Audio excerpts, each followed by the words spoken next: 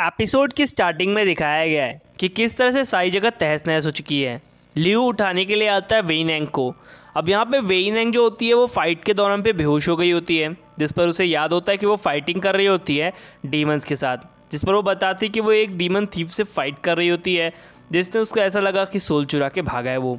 यहाँ पर वो उठती है, तभी हमें दिखाया गया दो बंदों को, और एक्चुअल में ये एक डीमन है जो कि ईवल सेक्ट से बिलोंग करते हैं। साथ साथ मैं एक चीज़ और बता दूं कि ये उसकी वाइफ है।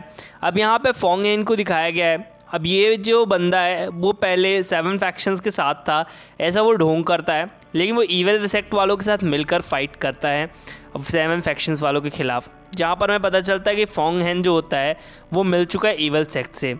अब यहाँ पर एक चीज़ तो कंफर्म है कि जो होंग है वो काफ़ी ज़्यादा बुरा इंसान बन चुका है, जहाँ पे वो लियू से कहता है कि तुम्हें शर्म आनी चाहिए कि तुम 7 फैक्शंस को धोखा दे रहे हो और तुम्हें इस काम के लिए कभी भी कोई माफ़ नहीं करेगा, जिस पर वो वेई नैंग को वहाँ से जाने के लिए कह देता है। लेकिन वेई नैंग भी अड़ियल है तो वो वहाँ से नहीं जाती। इवन वो सिर्फ इतना ही कहती है कि वो अपने सबसे ज़्यादा बेस्ट देगी। यहाँ पास से दिखाया गया हमारे जो लियू होता है वो अपनी स्वॉर्ड निकाल लेता है जो कि जॉइंट स्वॉर्ड है। अब यहाँ पर वो अपने इस जॉइंट स्वॉर्ड के साथ फाइट करने वाला होता है होंग फेंग के साथ। अब होंग फेंग भी अपने एक अच्छी टेक्निक का यूज़ करता है, जहाँ पे वो एक मंत्र पढ़ता है और उस चक्र के अंदर काफ़ी ज़्यादा तेज़ी से रोटेट करता है। अब यहाँ पे दोनों को ही चोट आई होती है, लेकिन जो हमारा लियू होता है उसे ज़्यादा चोट आई होती है होंग से। अब जो होंग होता है वो देखता है और काफ़ी ज़्यादा गुस्से में होता है। दूसरी तरफ लियू काफ़ी ज़्यादा थका हुआ लग रहा होता है क्योंकि अभी उसने चोट खाई होती है, जहाँ पे वेई नैंग उसे उठाती है, जिस पर वेई नैंग कहती है कि तुमने 7 फैक्शन को काफ़ी ज़्यादा हानि पहुँचाने की कोशिश की है, जो कि येलो मैप वैली में काफ़ी देर तबाही मचा सकते हैं ये लोग, तो मैं तुम्हें हराने का प्रण लेती हूँ। और ऐसा कह के वो उछलने लगती है हवा में, और ऐसा कहते के साथ ही उसे लियू भी रोकने की कोशिश करता है। तभी जो ईवल सेक्ट वाली की वाइफ होती है या फिर कोई डीमन की वाइफ होती है वो डिस्प्रेड करती है कि इसे तुम ख़त्म कर दो मेरे लिए, भले ही ये दोनों प्यार में हैं लेकिन मुझे अच्छा लगेगा इन दोनों को जुदा करके। कि होंग होता है सिर्फ इतना ही कहता है कि ये लड़की बिल्कुल पागल है। अब यहाँ पर वो बताता चलता है कि वो उससे प्यार करती है।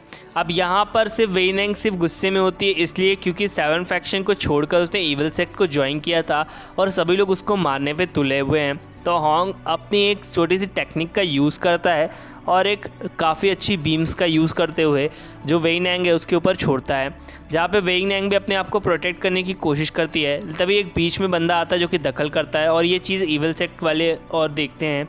अब यहाँ पे जो जोंग होता है होंग होता है वो भी देखता है कि उनके इस अटैक के बीच में किसने फ़ाइट किया था, और दोनों लोग इस चीज़ को देखते हैं, यानी कि लियू और वेई नैंग भी। तो हमें पता चलता है कि वहाँ पर मास्टर आए हुए हैं और मास्टर कहते हैं कि तुम्हें यहाँ से जाना चाहिए, बाकी मैं इन्हें संभाल लूँगा। जिसके बाद वो लोग वहाँ से निकल जाते हैं। अब जो मास्टर होते हैं वो होंग को कहते हैं कि तुमने काफ़ी ज़्यादा गलत किया है, तुम्हें ऐसा नहीं करना चाहिए था। और अब ये कहते हैं कि तुम दोनों ही भाई हो, अब तुम्हें ऐसा नहीं करना चाहिए था ह्यून। अब यहाँ पर ये दोनों जो बंदे होते हैं दोनों ही फाइट करने वाले होते हैं मास्टर के साथ, ये एक दूसरे को प्रणाम भी करते हैं। लेकिन यहाँ पर जो होंग होता है वो कहता है कि मास्टर अब आपका मरने का टाइम आ चुका है, जहाँ पे ईवल सेक्ट वाली जो औरत होती है वो भी ये भी कहती है कि इस ओल्ड मैन को मार दो मेरे लिए, क्योंकि ये मुझे काफ़ी ज़्यादा इरिटेटिंग लग रहा है और इसे जल्द से जल्द ख़त्म करो। जहाँ पे वो जो बंदा होता है वो काफ़ी ज़्यादा गुस्से में आ जाता है और कहता है कि अब तुम मरने के लिए तैयार हो जाओ। टोटली वो उस लड़की के कंट्रोल में होता है, या फिर जो भी कहूँ कि वो उस फाइट करना ही चाहता था क्योंकि वो ईवल सेक्ट वाले हैं और 7 फैक्शंस को हरा कर उन्हें राज करना था उस जगह पे, इसलिए दोनों के बीच में फाइटिंग होने लगती है। चीज़ और दिखाया गया कि हैनली की जो केव है वहाँ पर उसने काफ़ी अच्छी अच्छी चीज़ें जमा करके रखी हुई हैं, जैसे कि वहाँ पे काफ़ी सारे मात्रा में उन्होंने अपने लिए कुछ वेजिटेटिव रखे हुए हैं जिससे वो अपना इलाज कर सके इन फ्यूचर। जहाँ पर वो उस छोटे से पॉट को देखता है जो कि चमक रहा होता है पिल्स की गोली, और वो कहता है कि ये मेडिसिन मुझसे काफ़ी ज़्यादा अच्छी थी, और यहाँ पर उसने काफ़ी लंबे समय तक उसकी स्टडी भी की है। यहाँ पे उसे ईविल पिल के बारे में स्टडी करते हुए दिखाया गया है, क्योंकि उसने ये कहा है कि नॉलेज किसी भी तरह से बुरी नहीं होती है, सिर्फ उसके यूज़र्स बुरे और अच्छे होते हैं। तभी उसे बेल्स की आवाज़ सुनाई देती है, जहाँ पे 4 लोग मिलके बेल को बजा रहे होते हैं। अब ये 12 बार बेल बजाई गई होती है, यानी 12 टाइम्स, जहाँ पे ये आवाज़ काफ़ी दूर दूर तक गूंजती है, जिसे सुनकर जितने भी मेंबर्स होते हैं वो एक मेन हॉल में इकट्ठा होने लगते हैं।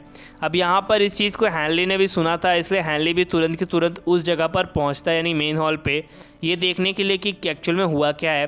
तो यहाँ पर सभी लोग के साथ हमारा जो हैनली होता है वो भी आ जाता है।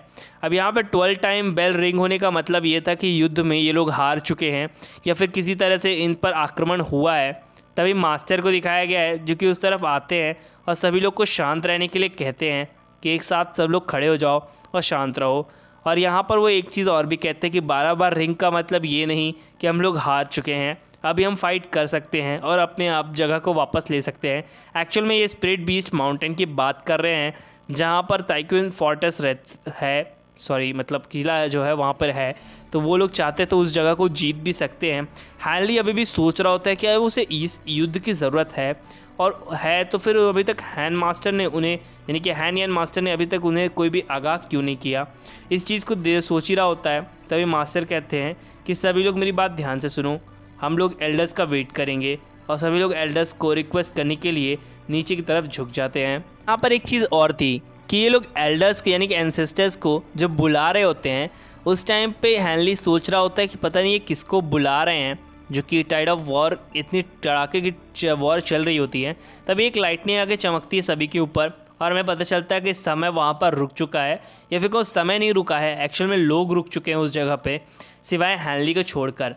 हैनली सिर्फ ये चीज़ गेस करता है कि आसपास की सभी चीज़ें रुकी हुई हैं, जैसे पक्षी का उड़ना, पेड़ का इधर उधर हिलना, और यहाँ पे जो मास्टर होता है सिर्फ उसकी आंखें हिल पा रही होती हैं लेकिन शरीर नहीं हिल रहा होता है सिवाय हैनली के। तभी हैनली के सामने जो एंसेस्टर होते हैं वो आ जाते हैं और ये कहते हैं कि तुमने शायद किसी तरह की मेंटल ट्रेनिंग की है और तुमने काफ़ी अच्छी ट्रेनिंग की है। जिस पर वो ये भी कहते हैं कि लेकिन तुम एक काफ़ी इंटरेस्टिंग बॉय होने के साथ तुम्हारी जो रूट एनर्जी है या फिर रूट टेक्निक है वो काफ़ी ज़्यादा बेकार है, यानी कि स्पिरिट रूट क्वालिफिकेशन जो वो काफ़ी ज़्यादा बेकार है। जिसके बाद वो कह के वहाँ से चले जाते हैं। हैनली सोच रहा होता है कि आदमी है कौन, तो एंसेस्टर को दिखाया गया जो कि वहाँ पर बैठते हैं और एक चुटकी बजाते हैं। हाँ, भीम वाली चुटकी नहीं है ये। और यहाँ पास से हमें दिखाया गया कि उन सभी के ऊपर से वो मैजिक हट जाता है। तो यहाँ पर जो एल्डर होते हैं फिर लीडर होते हैं वो जाते हैं एंसेस्टर के पास और उनसे प्रणाम करते हैं, जिस पर वो कहते हैं कि मेरा नाम एक्चुअल में लिंग हुआ है।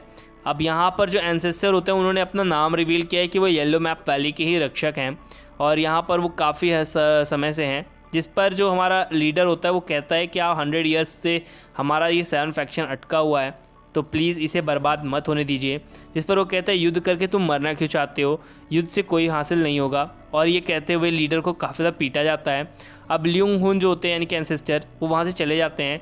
हैनली समझ जाता है कि उन्हें फ़ाइट नहीं करनी चाहिए और उसका भी मन कुछ ऐसा ही था। लेकिन यहाँ पर एक चीज़ और दिखाई गई, जो लीडर होता है वो सभी लोग को भड़काता है और कहता है कि हम लोग प्रोटेक्ट करेंगे माउंटेन को। अब यहाँ पर एक चीज़ और है कि येलो मैप वैली की भी प्रोटेक्शन इन्हीं के हाथ में होती है, तो ये लोग ज़्यादा से ज़्यादा किल करेंगे अपने एनिमी को और विक्ट्री हासिल करेंगे। हैनली वहाँ से सोच रहा होता है कि उसे शायद अपने मास्टर के पास जाना चाहिए, नहीं हैन एन के पास। तभी यहाँ पास से जो एंसेस्टर होता है उन्हें भी आवाज़ आती है कि वो लोग जीतेंगे और ये जीतने के लिए ही लड़ाई होगी, जहाँ पर सिर्फ एंसेस्टर इतना ही कहते हैं ये सब बेवकूफ़ हैं। में एंसेस्टर का मतलब ये नहीं था कि वो युद्ध से डरते हैं, एक्चुअल में वो चाहते थे कि 7 फैक्शन जो है उन ईवल सेक्ट वालों की बात मान लें और उन्होंने अपने रास्ते जाएं, ये अपने रास्ते। तो यहाँ पे हैनली को अंदर से एक आवाज़ आती है जो कि मेन हॉल की तरफ उसे जाने का इशारा करती है और सीन वहीं पर एंड हो जाता है और आज की एक्सप्लेनेशन भी। गाइस, अगर आपको मेरी एक्सप्लेनेशन अच्छी लगी हो तो प्लीज़ चैनल को ज़रूर सब्सक्राइब करना, बेल आइकन दबाना बिल्कुल भी ना भूलें। साथ साथ जो मेरा न्यू चैनल है उसे भी जाके सब्सक्राइब कर लीजिए, वहाँ पर मैं अच्छी Thor and loving thunder related कुछ जानकारियाँ देता रहता हूँ, शॉर्ट्स वीडियो एंड मूवी की एक्सप्लेनेशन भी डालता रहता हूँ। तो प्लीज़ जाके उस चैनल को भी सब्सक्राइब कर दीजिए, डिस्क्रिप्शन में लिंक ऑलरेडी गिवन है। Thank you.